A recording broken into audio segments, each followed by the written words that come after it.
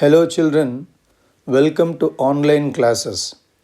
Today we will discuss important points from hydrogen and its compounds. Let us see where hydrogen can be placed in the periodic table. That is, position of hydrogen in periodic table. Hydrogen can be placed in group 1 or group 17. This we need to discuss now. Now, alkali metals are having NS1 configuration. Hydrogen is having 1s1 configuration. Both are having similar configurations now. Like alkali metals forming M plus ion, hydrogen also forms H plus ion. It forms cation of H plus. Like alkali metals form oxides, halides, sulfides, even hydrogen also forms oxides, halides, sulfides. So these 3 points are similar to that of alkali metals. Now, but in terms of ionization energy and electronegativity, hydrogen resembles halogens now. But in terms of IE and EN, it is resembling halogens now. Like halogens means X2 here, hydrogen forms diatomic molecule. It is forming H2. It forms diatomic molecule H2, which is similar to that of halogen now.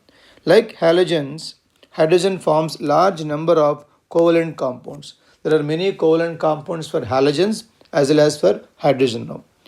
But it has low reactivity when compared to that of halogens because of strong bond energy in H2 molecule. It is having low reactivity when compared to halogens. And H plus is extremely small. H plus ion is extremely small. It is always associated with other atoms or other molecules. So for example, when you take H plus in aqueous solution, doesn't have any free existence. It is existing always as hydronium ion only, H3O plus. So H plus is extremely small and is always associated with other atoms or molecules.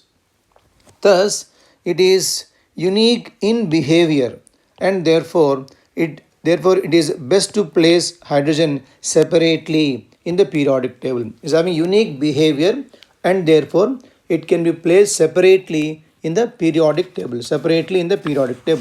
Now let us see the isotopes of hydrogen. Isotopes of hydrogens. There are 3 isotopes. So 1H1, which is called normal hydrogen, also called protium. 1H2 called heavy hydrogen, also called deuterium. 1H3 also called radioactive hydrogen, which is called tritium. All differ in the number of neutrons present and all have same electronic configuration because all the 3 are isotopes. So hydrogen has 3 isotopes: normal hydrogen, heavy hydrogen, and then it is radioactive hydrogen. Then comes preparation methods of dihydrogen or called hydrogen. First one is action of zinc on HCl gives rise to H2 gas, also forms ZnCl2. Preparations of H2, action of zinc with dilute HCl gives H2 gas. Even action of zinc on aqueous alkali, that is sodium hydroxide, also produces H2 gas here. And the compound is Na2ZnO2. This is called sodium zincate. Sodium zincate is being formed here. So action of zinc on HCl acid or sulfur or else NaOH will give rise to H2 gas. Then electrolysis of acidified water using platinum electrodes also gives us H2 gas. Now here hydrogen gas is formed at cathode and oxygen is formed at anode because H2O gives rise to H plus and then OH minus. H plus being cations move towards cathode, reduction takes place and thereby you are going to get H2 gas at cathode, and then OH minus ions, anions move towards anode, oxidation takes place, there we are going to get oxygen gas. Then comes high purity. High purity of dihydrogen gas is obtained by electrolysis of warm aqueous barium hydroxide. Warm aqueous barium hydroxide solution. That is here warm aqueous solution because to increase the conductivity of that, and using nickel electrodes you are going to get high purity of dihydrogen gas by electrolysis of warm aqueous barium hydroxide using nickel electrodes. Reactions will be similar in nature. Then, by electrolysis of brine solution also gives rise to H2 gas. H2 gas it forms. That is to say, NaCl gives Na plus and Cl minus. Cl minus ions being anions move towards anode. Their oxidation takes place, and then you are going to get chlorine gas now. When it comes to at cathode water is getting reduced, and finally it's going to liberate H2 gas. So liberation of H2 takes place at cathode because water gets reduced. So at anode, Cl minus ions are getting oxidized. There you are going to get chlorine gas, and at water, that is water, at cathode water is getting reduced, and thereby we get H2 gas at cathode. Then comes reaction of steam with hydrocarbons or coke at high temperatures in the presence of a catalyst. Actually, we are going to get here water gas from this. So we get water gas, that is steam with hydrocarbons or coke at high temperatures will give us water gas. From water gas, we can prepare H2 gas. We can prepare H2. So hydrocarbon with steam at very high temperature, steam is used here at very high temperature, we are going to get mixture of CO and H2. CO and H2 itself, mixture itself is called water gas or synthesis gas or syngas. Once you get mixture of these two here, we can separate carbon monoxide and get hydrogen gas. It is prepared from coal. It is prepared from coal also by a process called coal gasification. It can be prepared from coal by a process called coal gasification. These are the methods for the preparation of H2. Then coming towards properties, it is highly stable because of strong bond in that, and less reactive due to the HH bond dissociation enthalpy. So it's highly stable because of strong bond that is present in H2 molecule. Atomic hydrogen is produced at high temperature in an electric arc or under ultraviolet radiations. So when you take H2 gas and heat it to very very high temperatures or else use electric arc, it is going to split up into two hydrogen atoms here, and they are called atomic hydrogen. They are highly reactive in nature. Atomic hydrogen can be produced at high temperature in an electric arc or else under ultraviolet conditions. Then coming towards chemical reactions of hydrogen. Hydrogen reacts with the halogens to produce hydrogen halide H2 plus X. All are simple reactions here. H2 plus X2 giving rise to HX. It reacts with oxygen gas here, forms H2O, H2 plus O2, forming H2O. Is highly exothermic in nature. Then coming towards, it reduces metals in aqueous solutions and metal oxides which are having less active than iron. Less active than iron. Metals must be less active than iron, then it will be reducing to corresponding metals now. First one is reaction say with nitrogen, if you take, it is going to form ammonia gas, forms ammonia gas, and reaction with metal ions, when you consider here metal ions, metals it forms metal hydrides. So with metals it forms metal hydrides here, and it even reduces metal ions or else even metal oxides to corresponding metals, but metal oxides must have less active metal when compared to that of iron. Then the reactions are shown as follows. So reactions with metal ions and metal oxides here. So H2 with metal ion must be less active when compared to iron here. Metal ion is changing into corresponding metal. We can take even metal oxide also using hydrogen here. Metal oxide gets reduced to metal here, provided metal must be less active when compared to that of hydrogen here. So therefore, it reduces metal ions or metal oxides to corresponding metals if at all metal is less active when compared to iron. Then with organic compounds, it reacts with many organic compounds. So hydrogenation of vegetable oils gives edible fats, also called ghee, and hydroformylation of alkenes basically give us aldehydes now.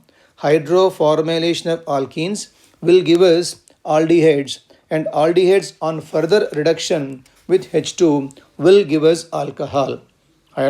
Aldehydes for the reduction will give rise to alkyl. Let us see the reaction here. So hydroformylation of alkene. So H2 plus CO used for hydroformylation reagent, this one. So alkenes are becoming now aldehydes, CHO aldehydes. These aldehydes on further reduction with H2, finally we are going to get alcohols. So we can say hydroformylation of alkenes. Finally you are going to get corresponding alcohols are being produced by hydroformylation reaction. These are the reactions of hydrogen. Then comes uses of hydrogen. It is used in the synthesis of ammonia by a process called Haber's process. In Haber's process, ammonia is being synthesized. In the preparation of nitrogenous fertilizers also, basically hydrogen can be used. In the manufacturing process of HNO3 also, H2 is used now.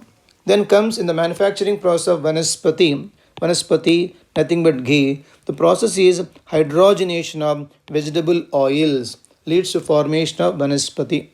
Manufacture of methyl alcohol, that is CO plus 2H2, in the presence of cobalt catalyst, you are going to get methyl alcohol. It is used in the manufacturing of even metal hydrides also. So mainly Haber's process, preparation of ammonia, HNO3, nitrogenous fertilizers, and hydrogenation of vegetable oils to get vanaspati or ghee, preparation of alcohols, preparation of metal hydrides, and preparation of even HCl also, H2 plus Cl2 gives HCl there, for reduction of heavy metal oxides in metallurgy to reduce heavy metal oxides to metal, where metal oxide must be less active than that of iron. And then in cutting and welding purpose also, atomic hydrogen can be used in the form of atomic hydrogen torch, or else even called oxyhydrogen torch here, because they are going to give us higher heat of combustion. So for welding and cutting purpose, atomic hydrogen torch or oxyhydrogen torch can be used, and used as a even rocket fuel in space research, and in the preparation of fuel cells, especially hydrogen fuel cell, for generating electrical energy, it can be used. These are the uses of dihydrogen. Then comes classification of hydrates now. Hydrates are basically classified into three categories, that is ionic hydrates, sometimes called salt like hydrates also, molecular, or you can call them as covalent type of hydrates, metallic, or else it can be non-stoichiometric type of hydrates. Hydrates are classified into three categories: ionic hydrates, covalent hydrates, and then metallic hydrates we have. Let us take one by one. First one, ionic hydrates.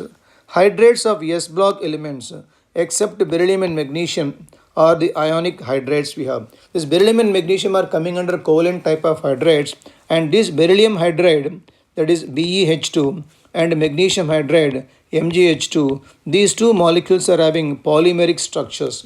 So these two have polymeric structures and they are covalent in nature. So except beryllium and magnesium, all other S block elements form ionic type of hydrates, and these hydrates have the properties of ionic compounds itself. So they are ionic hydrates and they have properties of ionic compounds. So their melt means when you take the molten solution of ionic hydrates on electrolysis, they are going to give us H2 gas at anode. Means when you take, for example, sodium hydride. So sodium hydride on electrolysis, it first of all ionizes to form Na plus, it forms H minus. H minus is anion here, and then it is being formed, it moves towards anode. There it's undergoing oxidation. So H minus, 2H minus gives rise to H2, liberation takes place, plus 2 electrons we have now. So therefore here at anode only we are going to get H2 gas, because hydride ions are being produced, that is on electrolysis of sodium hydride, and then it reacts violently with water. Suppose when you take reaction between sodium hydride plus H2O, it reacts to form sodium hydroxide plus H2 we have. Under this heading, we have a compound called CH2, which is commercially known as hydrolith, used for the commercial production of even hydrogen gas also. Hydrolith also, with water, it forms calcium hydroxide plus it is H2 gas we have. So the melt on electrolysis forms H2 gas. Important thing is that H2 gas is formed at anode, not at cathode there. They react violently with water.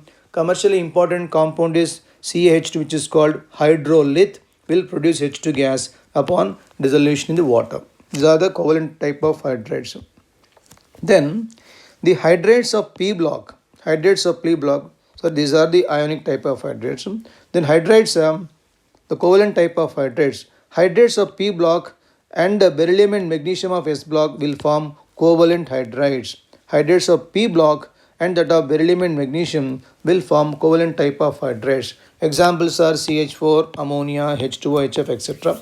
The covalent hydrates are further classified into electron deficient hydrides, electron precise hydrides, electron rich type of hydrides, depending upon number of electrons around central atom. So depending upon number of electrons around central atom, these covalent hydrides are further classified into three categories. They are electron deficient hydrides, electron precise hydrides, electron rich hydrides we have.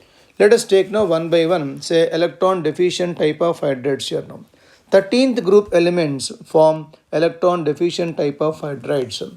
They are called electron deficient because they have less number of electrons than octet around the central atom. They have less number of electrons around central atom, less number than that of octet configuration. So when you take AlH3 molecule, we have only 3 bonds present here. AlH3 means 3 bonds includes us 3 bonds means we have only 6 electrons around aluminium.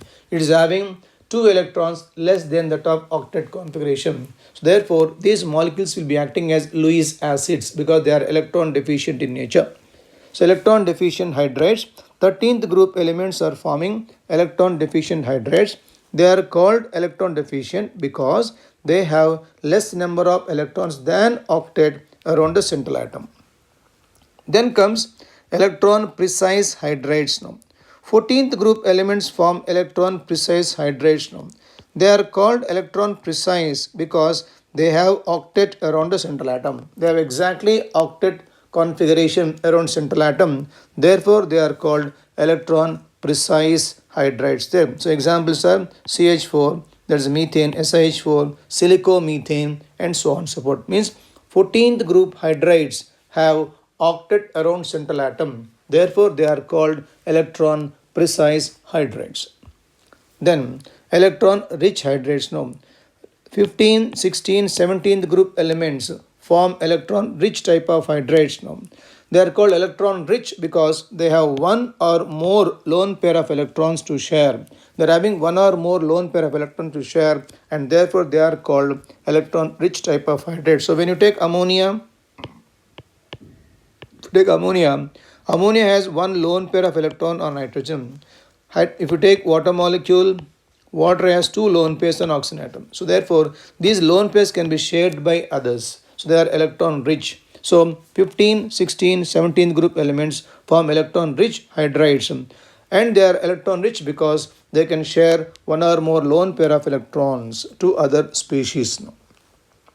These are all called covalent type of hydrides. Next comes metallic type of hydrides here. Hydrides of D and F block elements are called metallic type of hydrides now. They are having the same properties as that of metals itself. They conduct heat as well as electricity, which are the properties of metals itself only. They are also known as non-stoichiometric type of compounds. They do not have general formula, so they are called non-stoichiometric type of compounds. They will not have any whole numbers there. For example, a lanthanum hydride is having 2.87H. It implies that 1 mole of lanthanum will be having 2.87 moles of hydrogen with lanthanum there.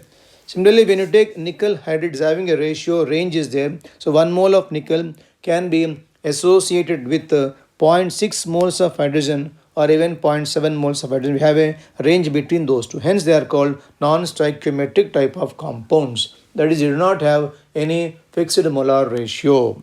Earlier, they are also called interstitial hydrides. That is, the metallic hydrides are also known as earlier interstitial hydrides. Now, metals like platinum and palladium can accommodate large volume of hydrogen in their interstitial sites. Metals like platinum and palladium can accommodate large volume of hydrogen in their interstitial sites. Therefore, they can be used for the storage of large volume of hydrogen. They are used for storage of large volume of hydrogen. They can be used as a source of energy also. They can be used as a source of energy. This is regarding metallic type of hydrates. With this we have done the different type of hydrides. Hydrates we have done ionic hydrates, covalent hydrates, and then metallic hydrates we have. Then the next is compound is water. In the gas phase, H2O is having bend shaped molecule. It is a bend shaped molecule. When it comes to solid state, which is nothing but ice, ice has highly ordered three-dimensional hydrogen bonded structure. Highly ordered three-dimensional hydrogen bonded structure. And each oxygen atom is surrounded tetrahedrally by four other hydrogen atoms.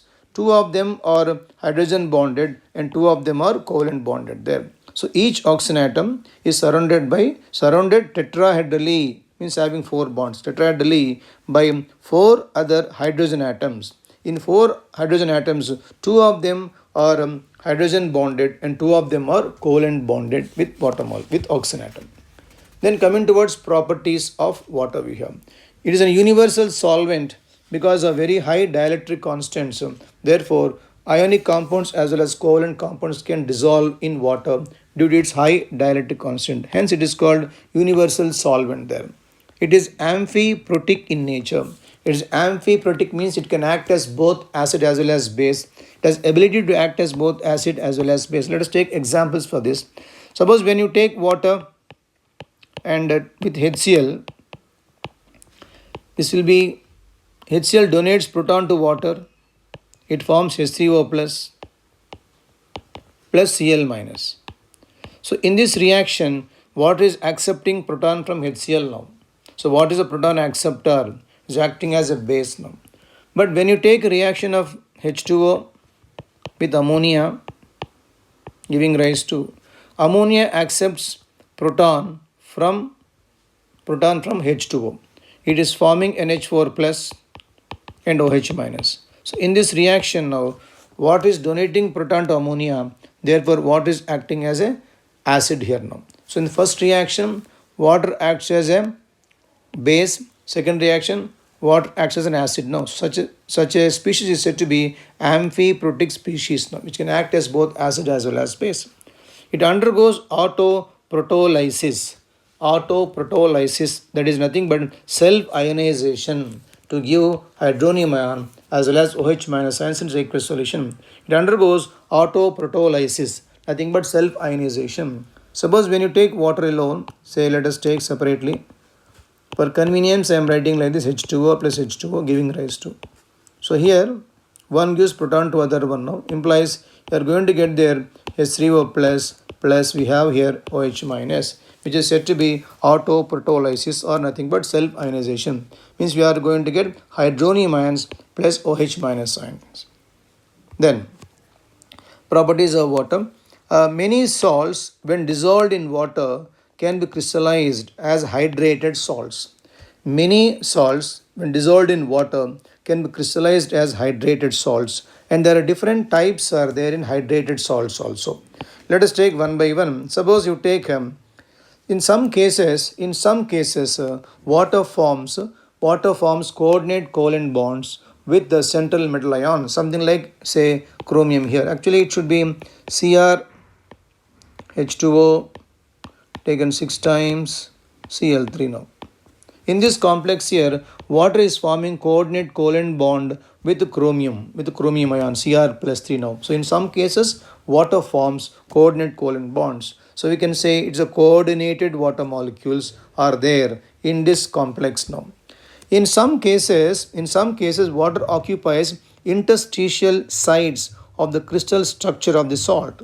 In some cases, water occupies interstitial sites of the crystal structure of the salt. For example, in the case of BaCl2H2O, the 2H, that is water molecules, are occupying the interstitial sites of BaCl2 molecule there. So that's said to be interstitial water, where the molecules are occupying the interstitial sites in the BaCl2. And in some cases, it forms hydrogen bonds. in some cases it forms hydrogen bonds. When you take your copper sulfate here, so in copper sulfate pentahydrate which is blue in color, in this entire structure here, copper is coordinated with four water molecules, and sulfate forms hydrogen bond with one water molecule. Sulfate forms hydrogen bond with one water molecule. So in altogether five water molecules in copper sulfate pentahydrate, four of them are coordinated with copper ion, and one forms hydrogen bond with sulfate ion. So therefore, when salts are crystallized, we are going to get hydrated salts, and there are different types are there. In some cases water exists as coordinated water molecules, some cases interstitial water molecules, some cases hydrogen bonded water molecules we have. Then hard water and soft water, that is water which is not giving any foam or lather with soap itself is called hard water. Hard water does not give lather or foam with soap. That is because of the presence of dissolved calcium and magnesium salts in it. Dissolved calcium and magnesium salts in it. So hard water forms precipitate with the soap. Soft water gives lather with soap. So the water which is not producing lather with soap itself is called hard water.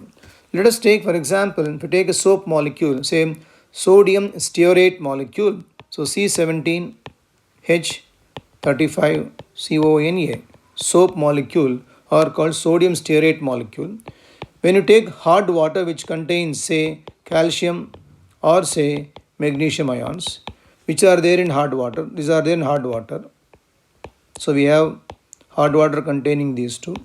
Then what happens is you are going to get a precipitate of stearate of calcium or magnesium. So therefore that is C17H35COO taken twice, it will be calcium here, or it can be even magnesium also there. So magnesium or calcium stearate is being formed. This is a precipitation. So if at all hard water, that is hard water containing calcium and magnesium ions are there, if soap is being used here, you are going to get precipitate of calcium or magnesium stearate. So therefore soap will not produce any lather if at all water contains calcium or else magnesium ions in them. Then different type of hardness and comes how to remove the hardness. So temporary hardness is because of basically bicarbonates of, it will be calcium and magnesium ions, calcium and magnesium bicarbonates are there. And permanent hardness is because of, it will be chlorides and then say sulfates of calcium and then magnesium ions. So temporary hardness is because of bicarbonates of calcium and magnesium, and permanent hardness is because of chlorides, sulfates of calcium and then magnesium we have. So temporary hardness is presence of magnesium and calcium hydrogen carbonates, nothing but bicarbonates we have. So let us see how to remove the, first of all, the temporary hardness. It can be removed by following methods. First one, boiling. So when you are boiling the hard water which is containing magnesium bicarbonate, on heating it dissociates to form magnesium hydroxide as precipitation here and liberates carbon dioxide gas. So magnesium bicarbonate dissociating into magnesium hydroxide, which is a precipitation that can be removed. If at all the water contains say calcium bicarbonate, it forms a precipitate of calcium carbonate and then water plus carbon dioxide gas we have. So calcium and magnesium bicarbonates are becoming here magnesium hydroxide precipitate, or it can be calcium carbonate as a precipitate. That way we can remove those precipitates. So finally you are going to get soft water. In Clerk's method is addition of required amount of lime. We are adding there required amount of lime to remove temporary hardness, which is called Clerk's method. So calcium bicarbonate, nothing but temporary hardness, plus lime being added, you are going to get once again precipitation of calcium carbonate, which can be removed. And if at all you have magnesium bicarbonate as a hardness containing compound plus lime here calcium hydroxide, you are going to get calcium carbonate plus magnesium hydroxide. Once again both of them are precipitates only. So by adding required amount of lime also we can remove temporary hardness. That is, you are converting bicarbonates into respective carbonates and hydroxides, which are precipitates and they can be removed completely. Then comes permanent hardness. It is because of the presence of dissolved magnesium chloride, that is calcium chloride, magnesium sulfate, and calcium sulfate. Means nothing but chlorides, sulfates of magnesium and then calcium. This result in the permanent hardness which cannot be removed by simple boiling there. Now, how to remove the permanent hardness? Different methods are there. First of all, treating with the washing soda, that is sodium carbonate, we have Colgan's process, ion exchange method, and then we have synthetic resin process. Four different methods are there: washing soda, Colgan method, ion exchange method, and we have synthetic resin method. We have. Let us take first one, that is a treatment with washing soda. Suppose you have a hardness containing compound as say calcium chloride. So permanent hardness causing compound calcium chloride, chloride of calcium. When you add for this washing soda, that is Na2CO3, then it forms here calcium carbonate, which is precipitation that can be removed here and forms NaCl. Suppose you have a sulfate also, the same reaction takes place there now. Suppose you have calcium sulfate, adding here says again washing soda, Na2CO3, giving rise, it forms once again here calcium carbonate. It forms CaCO3 as a precipitation, plus it will be Na2SO4 here now. So therefore you are converting chlorides and sulfates as a calcium carbonates which are precipitates there. Similarly, you can use for magnesium chloride or magnesium sulfate also. So by adding, you are converting the calcium ions into corresponding carbonates which can be removed. Then comes Colgan process. Colgan is a sodium hexametaphosphate, that is NaPO3 taken 6 times. Sodium hexametaphosphate. Sodium hexametaphosphate itself is called Colgan. Here Colgan, calcium and magnesium ions, which are present in hard water, will form a complex with the Colgan. That way calcium and magnesium ions can be removed.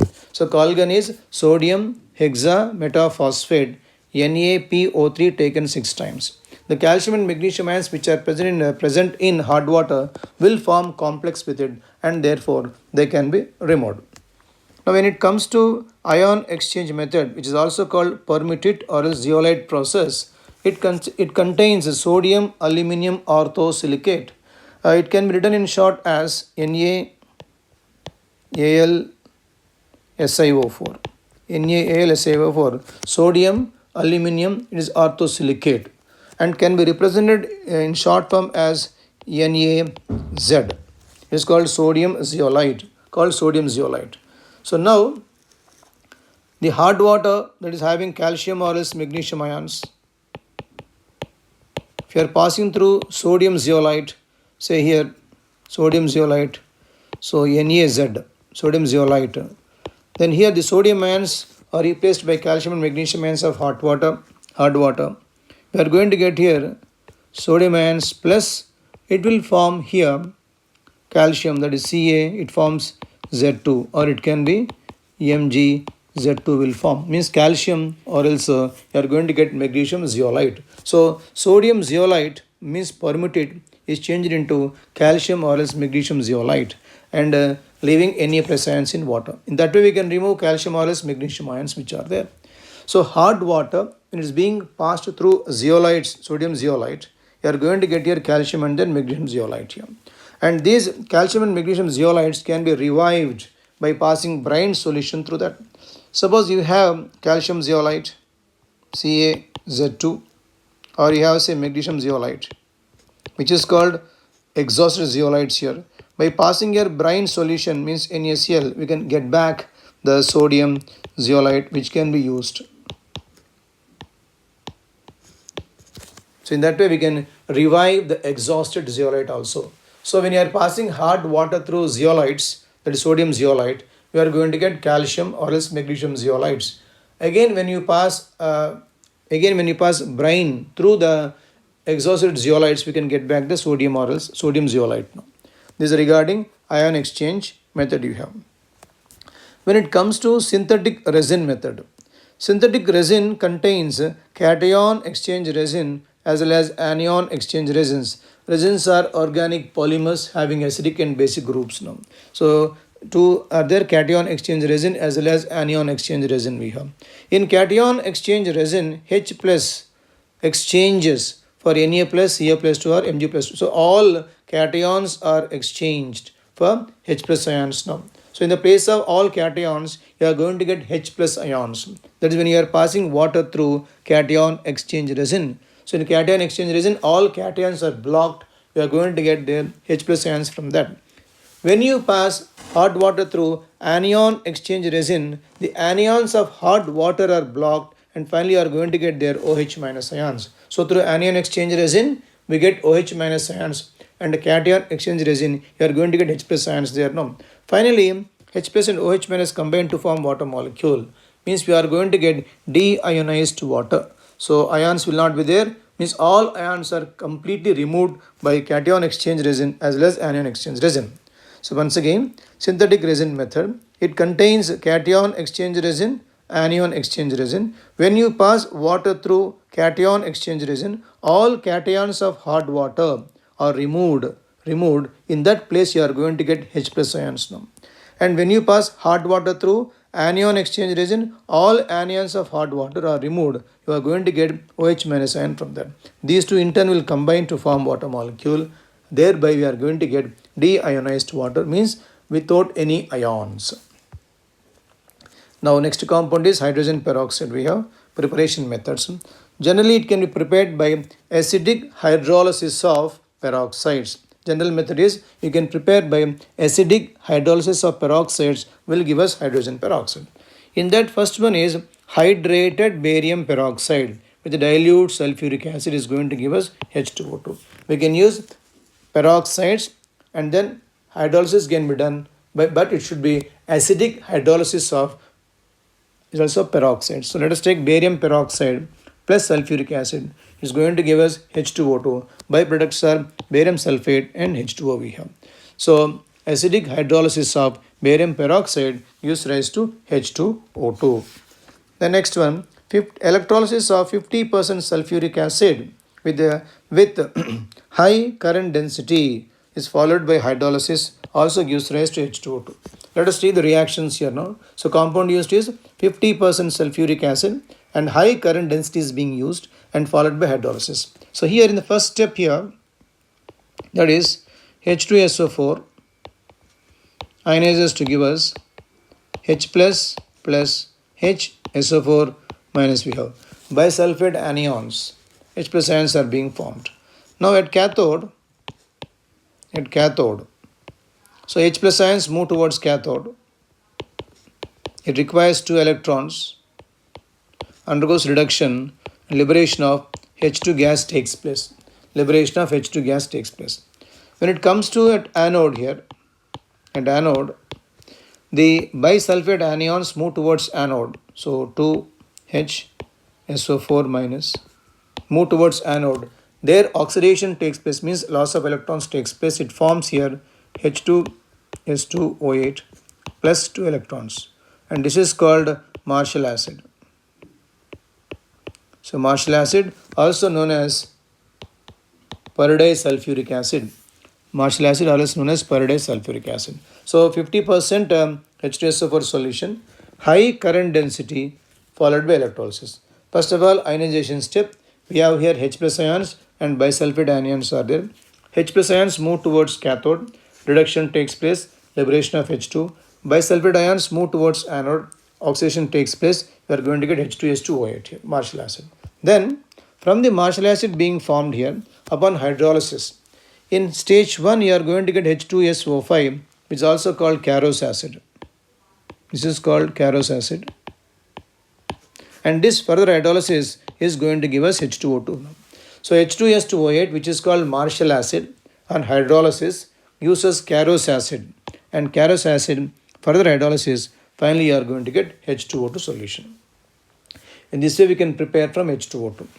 Second one is auto-oxidation, means self-oxidation of 2-ethyl anthraquinol. 2-ethyl anthraquinol and auto-oxidation also gives rise to H2O2. So 2-ethyl anthraquinol oxidation means the aerial oxidation itself. It gives rise to H2O2 plus 2-ethyl. It forms anthraquinone is being formed here now.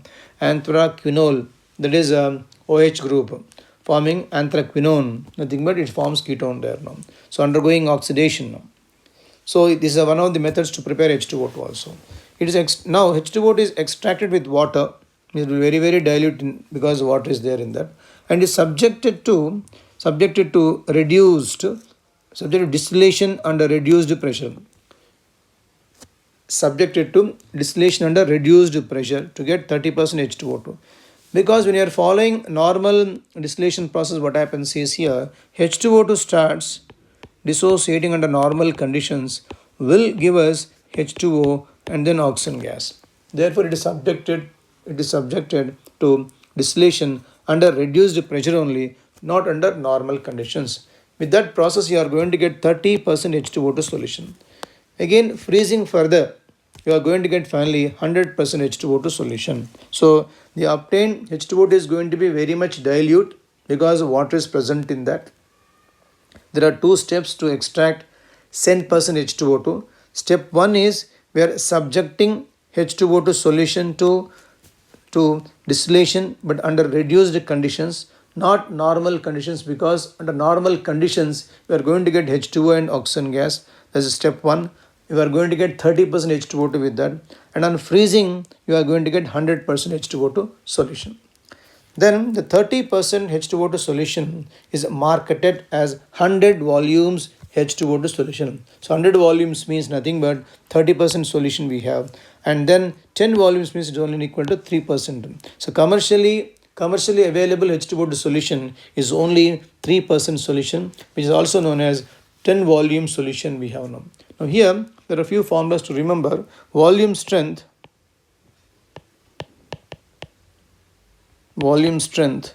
is given as normality into 5.6, gives us volume strength we have, and we know that normality is equal to molarity into n factor, and n factor for H2O2 is 2, so into 2. So therefore finally normality is taken as normality is equal to volume strength by 5.6, and then molarity is equal to, it is volume strength by 11.2 we have. Volume strength by 11.2. These are the formulas to convert the volume strength to normality and molarity. And 10 volumes is a 3% solution we have. 10 volumes of H2O is equal to 3% H2O2 solution. So once you know the volumes, we can means 3% is equal to 10 volumes here. From volume strength, we can find out normality. From volume strength, we can find out even molarity also. Then comes structure of H2O2 solution. H2O2 is a non-planar structure. It is coming under open book shape. It is called open book structure. Open book structure here. And that is on the spine of the book. In the spine of the book, you are going to get 2 oxygen atoms are there in the spine of the book. You have 2 oxygen atoms here. And the 2 leaves contains 2 hydrogen atoms there. That is OH group. So 2 leaves contains hydrogen atoms in that. And the dihedral angle depends upon the state of that. This is called dihedral angle. This depends upon the state. Means the solid phase dihedral angle is 90 degrees. And gas phase it is coming up to 111.5 degrees Celsius. So structure is non-planar.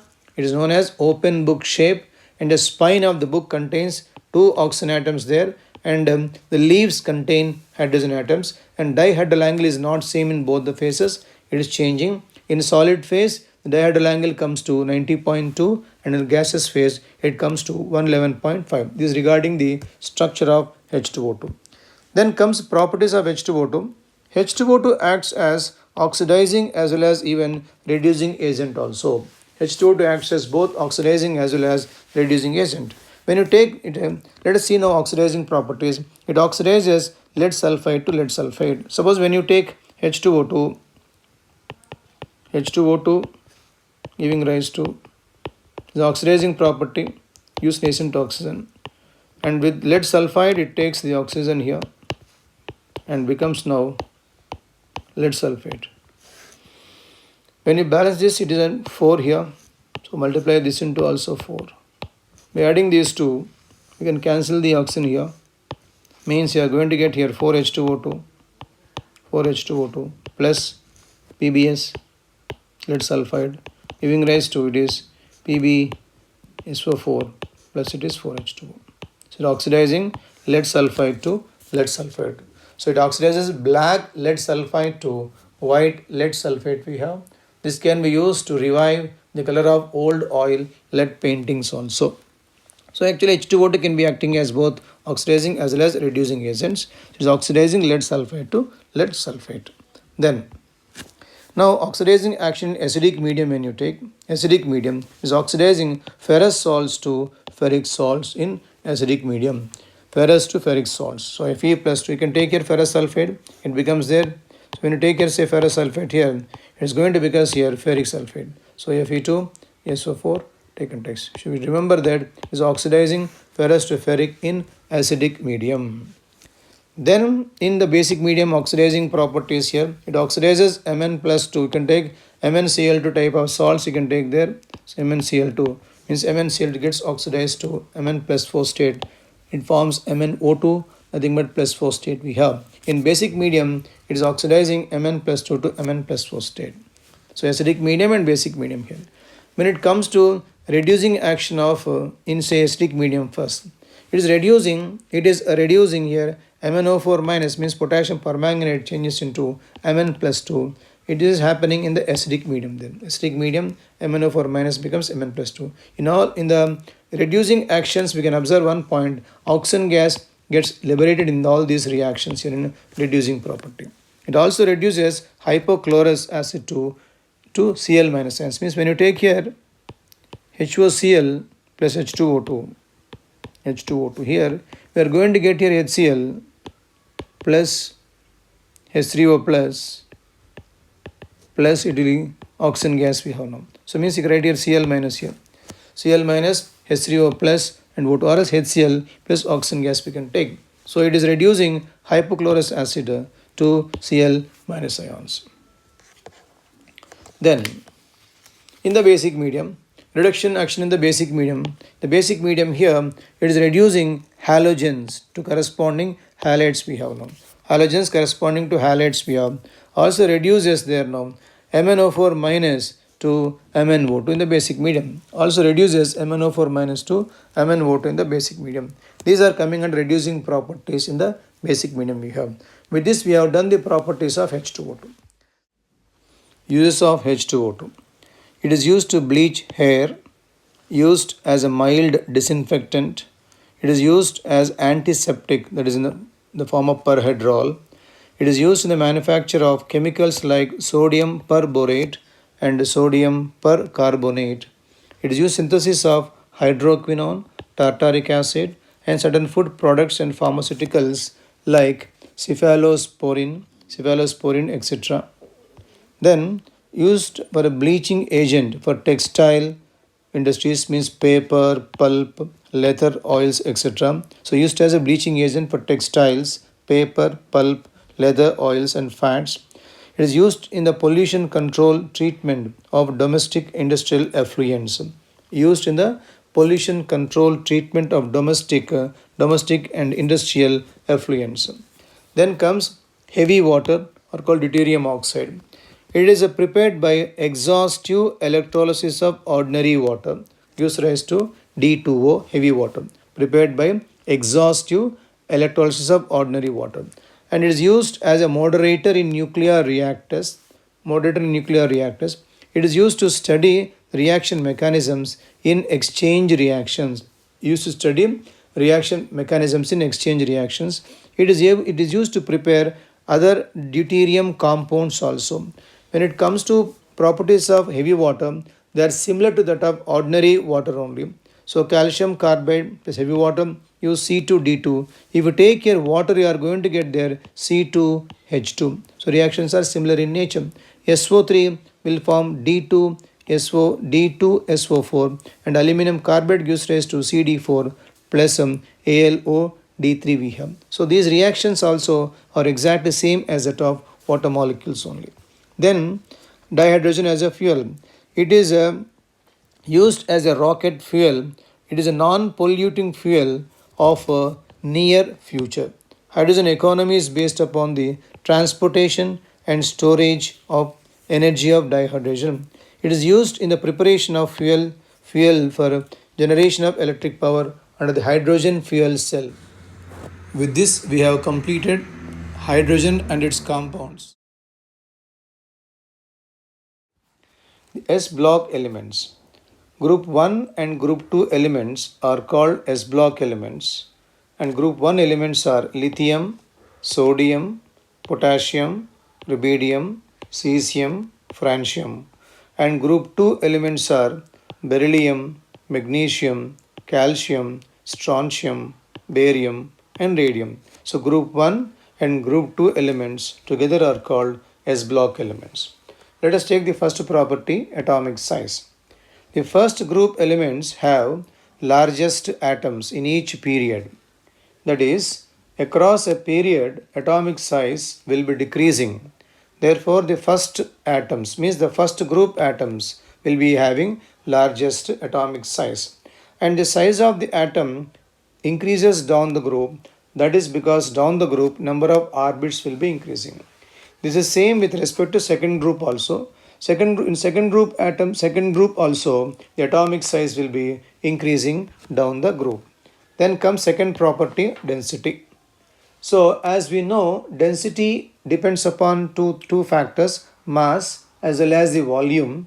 Means density is given by the mass and the volume here now. It is found that density increases down the group. That is because when you are moving down the group here, we can see more increase of mass when compared to increase of atomic volume. So this means down the group, the increase of mass is more when compared to increase of volume. So because of relative increase of mass more than that of the volume, density is increasing down the group. And exception is potassium. Potassium is found to be less dense than that of the sodium. It's found to be less dense than that of the sodium. That is because relatively potassium has higher atomic volume. Relatively, potassium has higher atomic volume. That is, potassium has more atomic volume than it should have. It is having more atomic volume than it should have. Therefore, density of potassium is less. So, order of densities will be lithium less than sodium, and sodium is more than potassium. Then comes potassium less than rubidium, and then cesium we have. And coming towards lithium, sodium, potassium are lighter elements. They are lighter than water. Implies the density is less than that of water. This is regarding density. Then second group elements. Second group elements are more dense, and density once again increases down the group. Second group elements are more dense because of two things. They have smaller size. They have smaller size as well as larger mass. Implies their mass is more and volume is less, and thereby density of second group elements is more than that of density of the first group elements. Then coming towards property, ionization potential. The first group elements have least ionization potential in that particular period. That is because of largest atomic size in that period. So first group elements have least value. And ionization potential will be decreasing down the group. That is because of increase in the atomic size down the group. All the elements of the first group exhibit +1 oxidation state, and in +1 oxidation state the compounds are colorless. The compounds are colorless as well as diamagnetic in nature. And compounds such as potassium permanganate, KMnO4, potassium dichromate, potassium chromate, they are colored. The color is because of the anions which are present in that. Otherwise, the compounds of first group elements are colorless or colorless and diamagnetic in nature. Rubidium and cesium can lose electrons very much easily when exposed to visible light also. Because of larger size, they can lose electrons very much easily, and therefore they are used in the construction of photoelectric cells. So lithium and cesium can lose electrons very easily when exposed to visible light itself, and therefore they are used in the construction of photoelectric cells. When it comes to second group elements have higher IP values than that of the first group elements there. These higher IP values, because of small size, they have a smaller size, as well as they will be having stable NS2 configuration. Because of stable configuration and smaller size, they are having higher IP values when compared to group 1 elements, and uniformly all of them will be exhibiting +2 oxidation state. So group 1 +1 state we have, group 2 they are exhibiting +2 oxidation state. This is regarding ionization potential. When it comes to electropositive character, alkali metals are highly electropositive in nature because of larger size, and then metallic property depends upon electropositivity. Since they have more electropositive character, they are more metallic in nature. So alkali metals are highly electropositive and highly metallic in nature. And metallic property, the metallic nature is decreasing, is a metallic nature is increasing down the group. That is because down the group we are observing, down the group electropositive nature is increasing, thereby metallic nature also increases down the group. When it comes to second group elements are lesser metallic in nature because they have lesser electropositivity. But again, down the group, metallic nature will be increasing there as regarding second group, electropositive character. Then melting points and boiling points. Melting points and boiling points depend upon metallic bond strength. Means higher metallic bond strength, higher melting points. Metallic bond strength in turn depends upon the size of the atom and number of valence electrons involving in bonding. Metallic bond strength depends upon size of the atom as well as number of valence electrons involving in bonding. Means if size is larger, they are going to have lesser melting point. Valence electrons are more, they are going to have higher melting point. And in this case, they have lesser metallic bond strength, and the metallic bond strength is decreasing down the group. Because of larger size, they have lesser metallic bond strength, and metallic bond strength is decreasing down the group, and therefore melting and boiling points are decreasing down the group. Melting and boiling points decrease down the group because of decreasing in the metallic bond strength, and they are very soft metals and can be cut even with a knife also. Soft metals and we can cut with knife. Then when it comes to second group elements, they are having stronger metallic bond. Because from second group elements they are smaller in size and we have more number of valence electrons. Therefore they have a stronger metallic bond. That is because of smaller size as well as more number of valence electrons. But when it comes to the trend, from second group onwards there is no trend in melting point, because melting point also depends on crystal structure of these elements. Melting points also depends upon crystal structure, and here all the elements have different crystalline structures, and therefore melting points do not vary uniformly. But what we need to remember is highest melting point is for beryllium and lowest melting point is for magnesium. High for beryllium, low for magnesium we have. So melting points are also depending upon the crystalline structures. These elements, all the elements have different crystalline structures, hence there is no uniform melting point, there is no order in the melting points. But we have to remember beryllium is highest and magnesium is the least. Then comes hydration. Then comes the hydration property. The metal ions undergo hydration in water and form hydrated ions. And the hydrated ion formation depends upon the positive charge density. Lithium being smaller in size, it is having greater positive charge and therefore undergoes hydration to a greater extent. Since Li plus has a greater positive charge density, it undergoes hydration to a greater extent. And then its hydrated ion size also will be larger because of more hydration there now. Now when you compare the size of hydrated ions in this group, here down the group the size is getting reduced because cesium cannot undergo hydration heavily as lithium undergoes hydration heavily there now. That is regarding the order of hydration we have.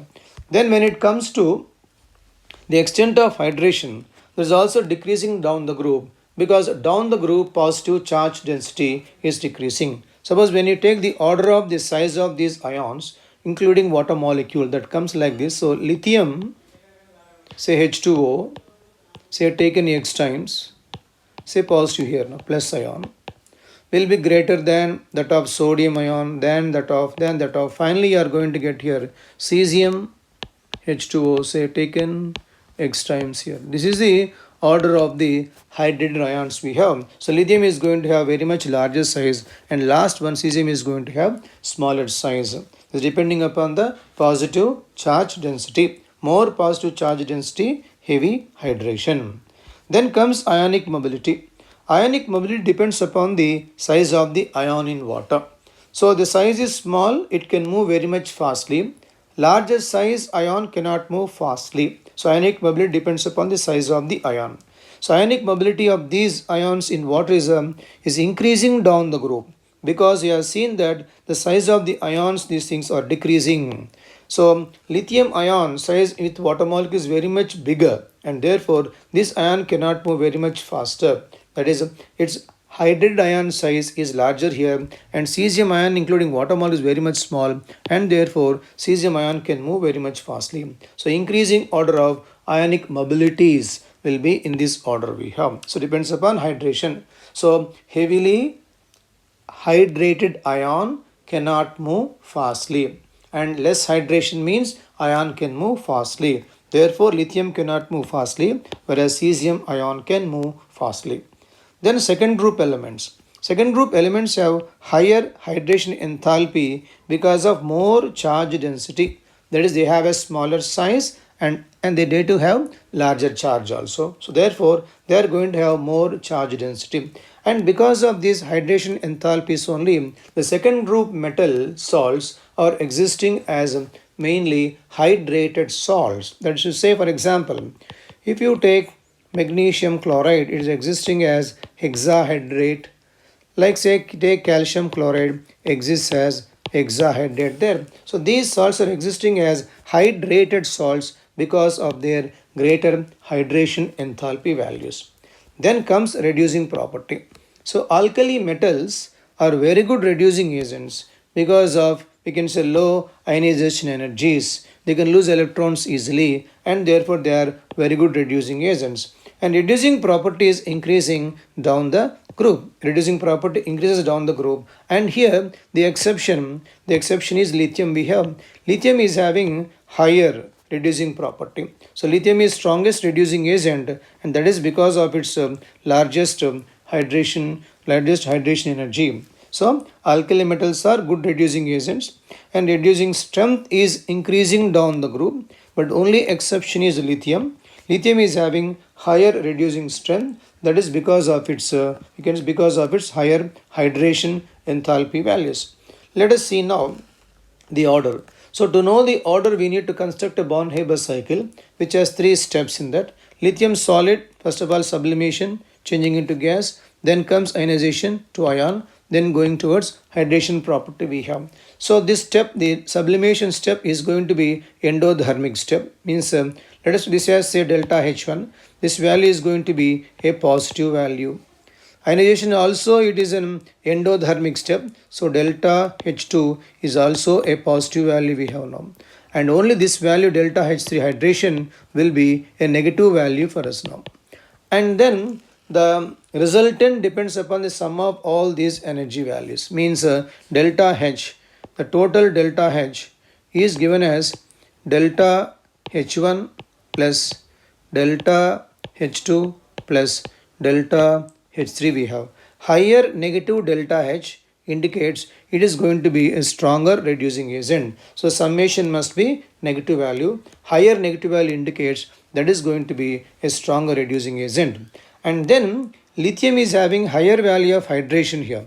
This value is very much higher for lithium, which is compensating both IP value as well as sublimation values. So therefore, this compensates both these two steps here and having higher negative value, and thereby lithium is having highest reducing strength we have.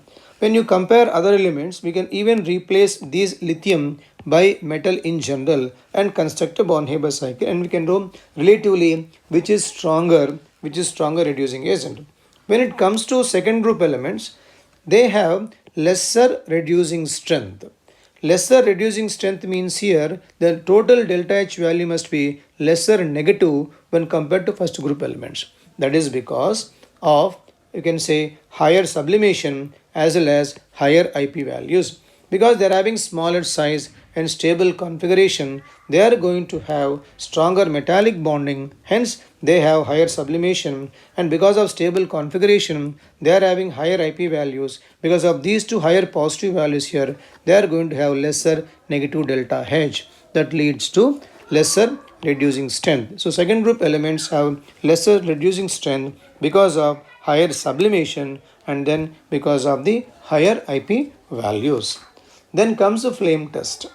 So these metal ions impart color to the flame. That is, reason behind is the energy of the flame is sufficient to excite the electrons of these metals.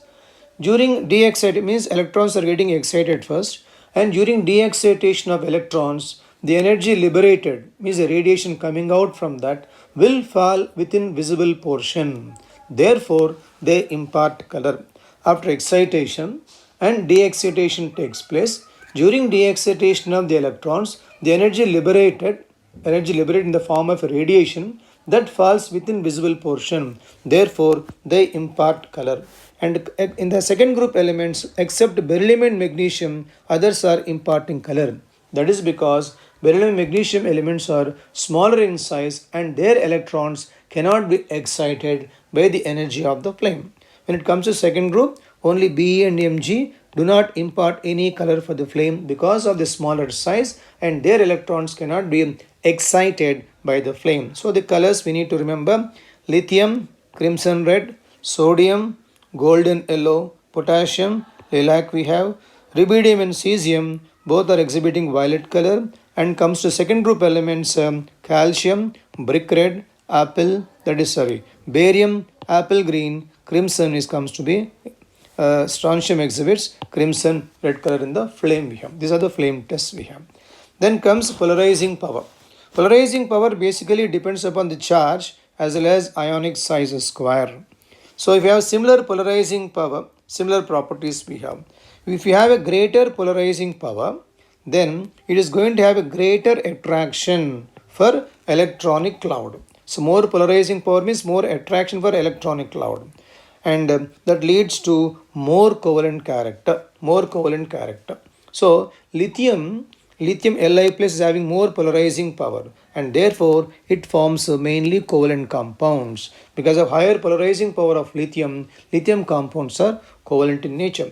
Other alkali metals form ionic compounds. So only lithium forms mainly, or lithium compounds have covalent character, whereas other alkali metals have only ionic property.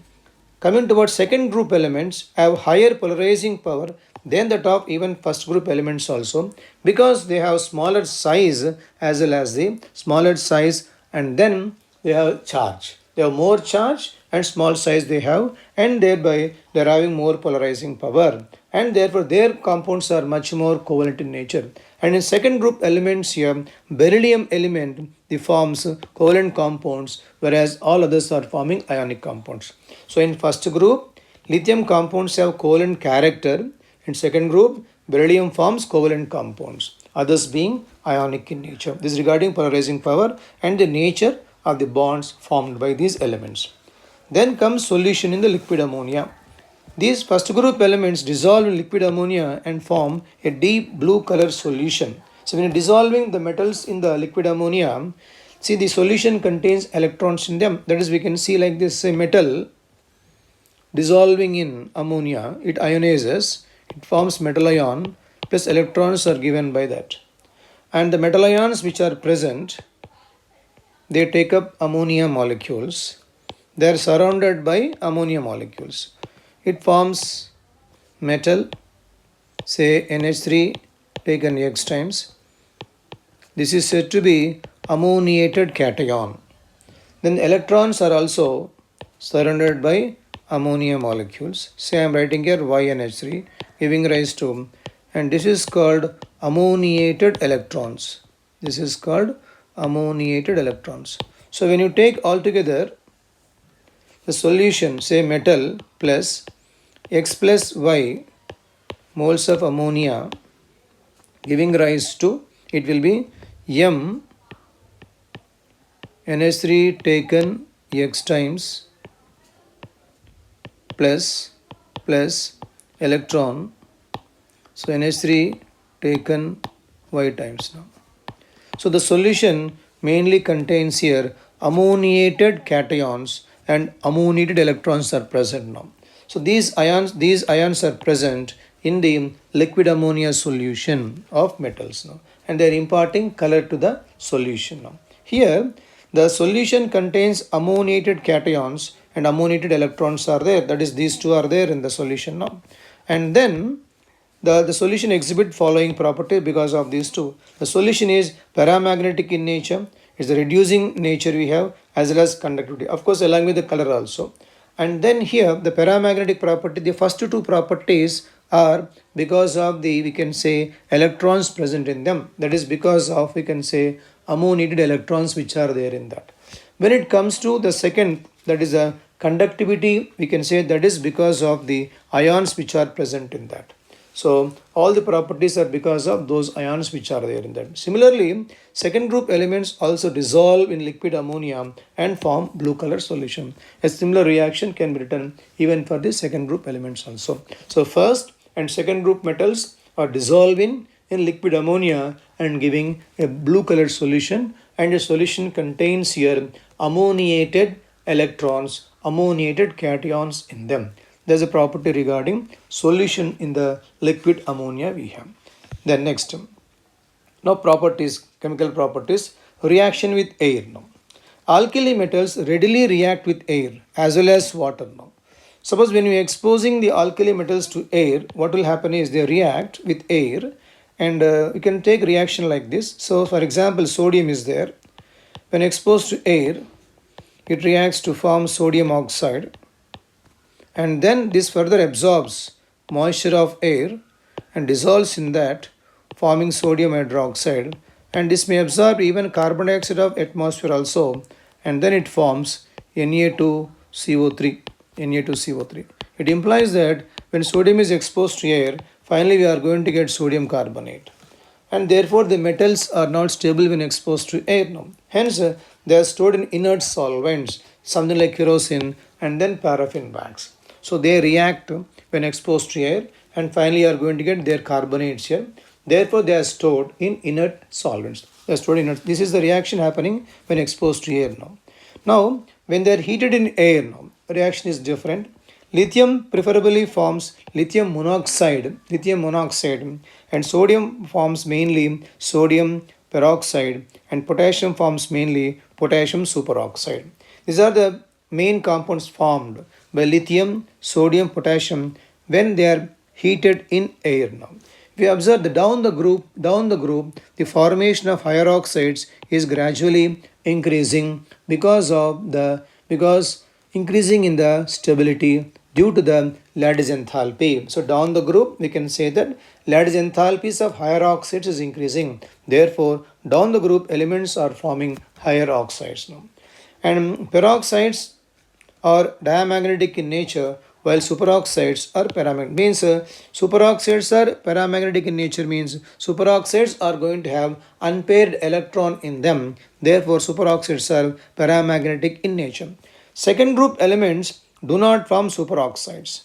Means second group elements, they can form only oxides and peroxides, but not superoxides. That's regarding the oxide formation of these elements. Then comes reaction with water. The reaction with water, reactivity is increasing down the group. That is because of increasing in the electropositivity of these elements now. Lithium reacts slowly with the water and liberates lithium hydroxide, forms lithium hydroxide and liberates H2 gas. Sodium reacts similarly, but reaction is going to be a fast reaction. Compounds will be similar in nature. Potassium, similar reaction, but reaction is going to be very much violent. So the reactivity is increasing down the group because of increasing in the electropositivity. When it comes to second group elements, the first element beryllium will not react with water, whereas the rest of the elements are reacting with water. So in first group elements, all react with water. Second group elements except beryllium, rest of the things will be reacting with water. Then comes halides now. In the case of halides, means the all halides have higher heat of formation. Means suppose when you take here sodium plus X2 giving rise to say NaX, that is to say here 2 and 2 regarding formation of sodium halide. So delta H value itself is called heat of formation here now. 1 mole of is being for heat of formation. All halides are having higher heat of formation. They have higher heat of formation. And then for a given metal, heat of formation is decreasing from fluoride to iodide. For a given metal, heat of formation decreases from fluoride to iodide. That is because for a given metal, iodide is more covalent. Iodide has more covalent character. Iodide has more covalent character, therefore its heat of formation is less now. Then when it comes to the lattice energy of these compounds, lattice energy is energy liberated when 1 mole of ionic crystal is being formed.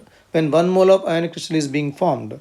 And lattice energy mainly depends upon the Coulombic force of attraction. Depends mainly upon the Coulombic force of attraction. And therefore, lattice enthalpy will be increasing with the increase in the size of lattice enthalpy. Lattice enthalpy decreases with the increasing in the size of the cation, because Coulombic force of attraction depends upon the size and depends upon the size as well as distance between the ions. So lattice enthalpy is mainly energy given when 1 mole of ionic crystal is being formed. Therefore, for example, Na plus Cl minus given as to NaCl, the energy formed itself is called lattice enthalpy. Is mainly depending upon the Coulombic force of attraction, and therefore when the size increases, size of the cation increases, Coulombic force of attraction decreases, hence lattice enthalpy also decreases. So this is the decreasing order of lattice energy of these fluorides given to us. The next point. Regarding halides, there is one key point to understand. That is, means we have to know 3 main points: lattice enthalpy, melting points, heat of formation. These 3 points in the case of halides. Let us take an example like this. Say lithium halide means lithium chloride, then sodium chloride, then potassium chloride, then rubidium chloride, then comes cesium chloride we have. We have taken all chlorides: lithium chloride, sodium chloride, potassium chloride, rubidium chloride and cesium chloride here. First one, the element which is the compound which has highest lattice enthalpy. Lattice enthalpy depends upon Coulombic force of attraction. So the smaller the size of the cation, higher the lattice enthalpy. Therefore, this element LiCl is going to have higher lattice enthalpy, higher lattice energy. Higher lattice energy. So it means last is going to have lesser lattice energy than now. Then comes regarding melting points. Melting points for when the compound is having higher lattice enthalpy, melting point must be also higher. But lithium compounds have slight covalent character in them.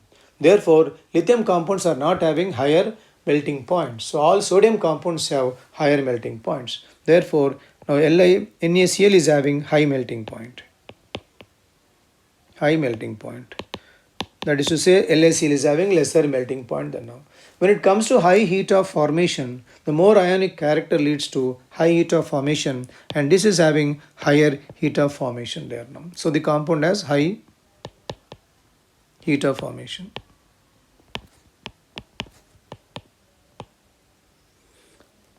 So therefore, high heat of formation is cesium chloride, high lattice enthalpy lithium chloride, high melting point sodium chloride. So this is also having high, even ionic nature also higher for this, is a high ionic nature, is having more ionic nature also.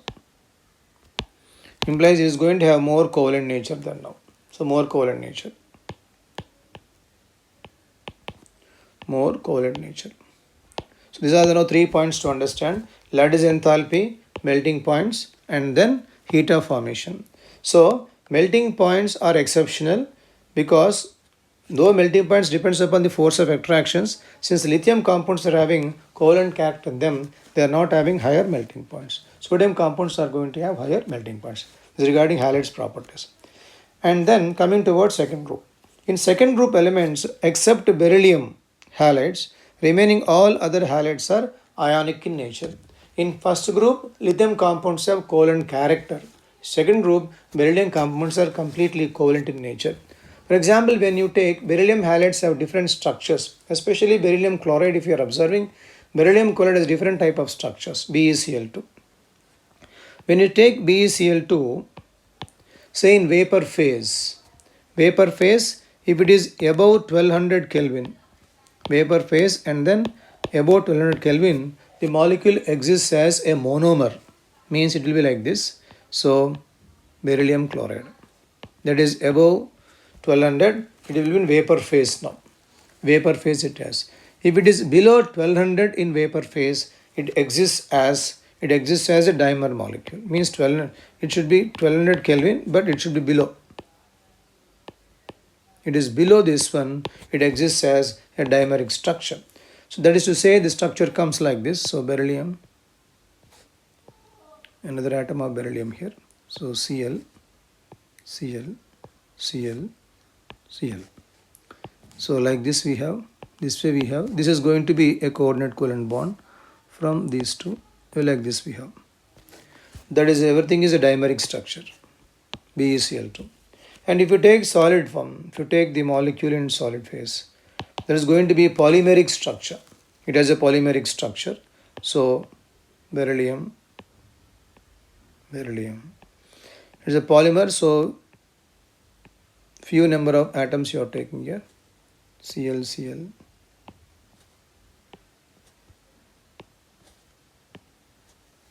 So on and so forth you have. So these two I am putting normal covalent bonds like this, and other one will be a coordinate covalent bond in this way.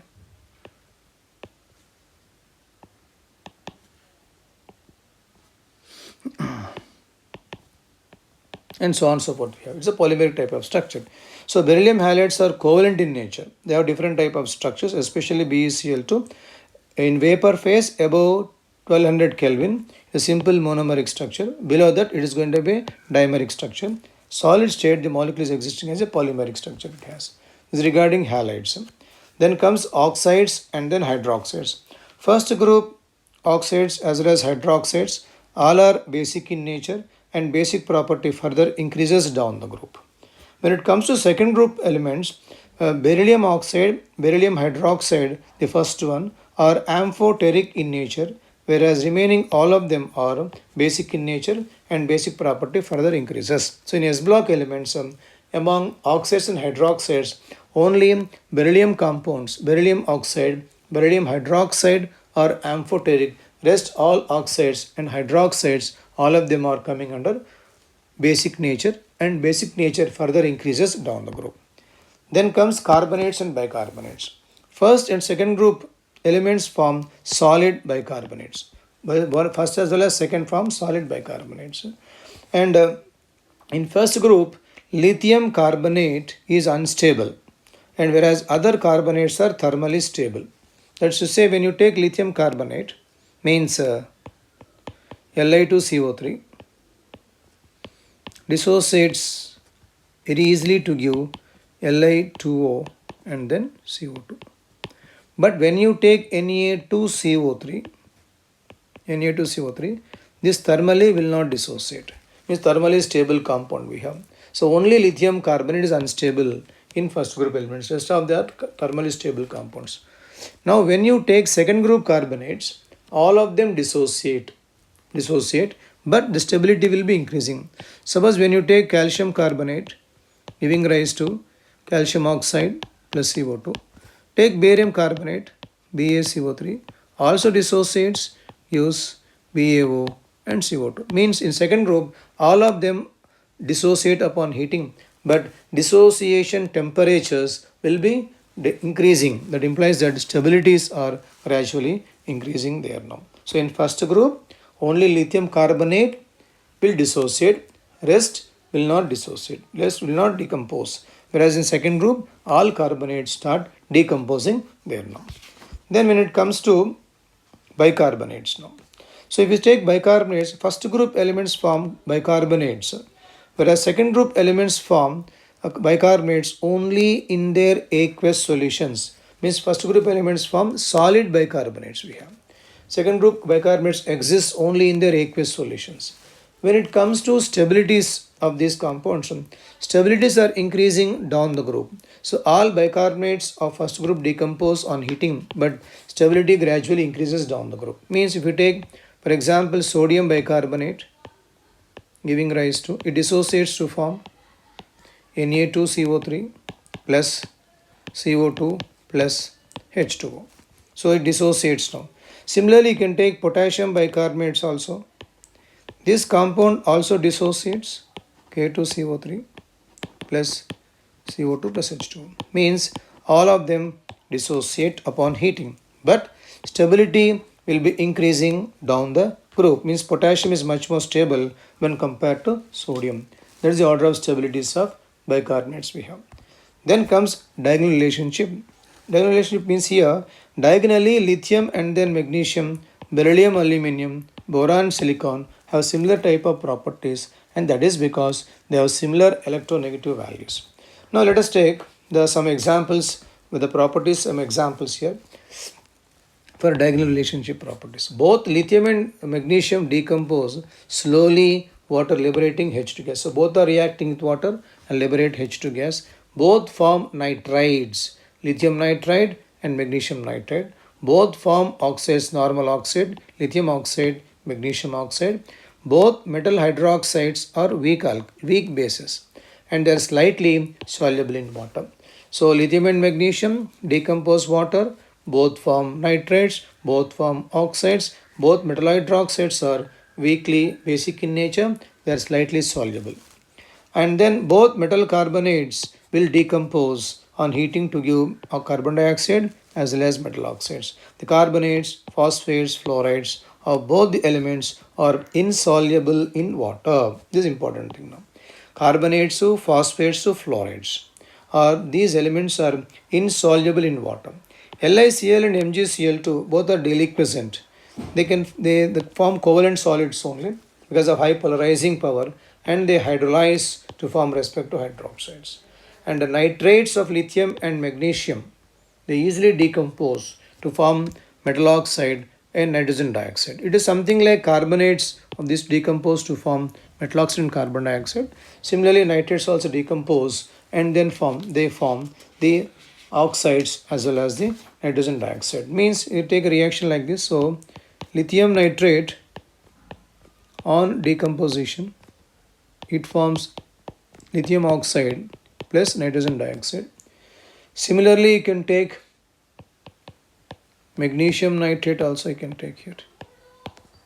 Also dissociates to form magnesium oxide plus nitrogen dioxide. So compounds are oxides as well as nitrogen dioxides we have. This is regarding nitrates we have.